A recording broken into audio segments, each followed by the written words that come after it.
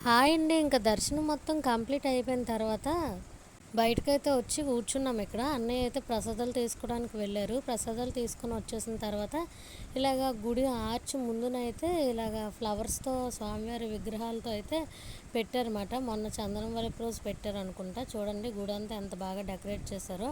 అక్కడ కొన్ని ఫొటోస్ అన్నీ దిగిన తర్వాత ముందుకైతే నడుచుకుంటూ వచ్చేసాము. ఇది స్వామివారి రథం అనమాట. గోల్డ్ కలర్‌తో ఉన్నది స్వామివారిని ఊరేగించిన పల్లకి అనమాట. ఇంకా ఫైనల్‌గా అయితే కిందకైతే వచ్చేసాము. మా ఉదయం వచ్చేటప్పుడు ఇంకా బస్సులో వచ్చాం కదా, దిగేటప్పుడు ఇంకా మెట్ల మార్గంలో దిగుదాంలే కొండ కిందకని చెప్పేసి ఇంకా మెట్లు దిగడం అయితే స్టార్ట్ చేసాము. ఆ మెట్లు దిగే దారిలోనే అనమాట ఈ విగ్రహాలన్నీ. చూడండి చాలా బాగున్నాయి కదా. మెట్లన్నీ కలిపి ఒక 1000 మెట్లు ఉంటాయేమో. ఇంకా మన వైజాగ్ వ్యూ చూడండి ఎంత బాగా కనిపిస్తుందో పైనుంచి. ఇంకా వీడియో అయిపోలేదు, కంటిన్యూ వీడియో నెక్స్ట్ షాట్లో వస్తుంది. ఎవరికైనా ఇంట్రెస్ట్ ఉంటే చూసేయండి.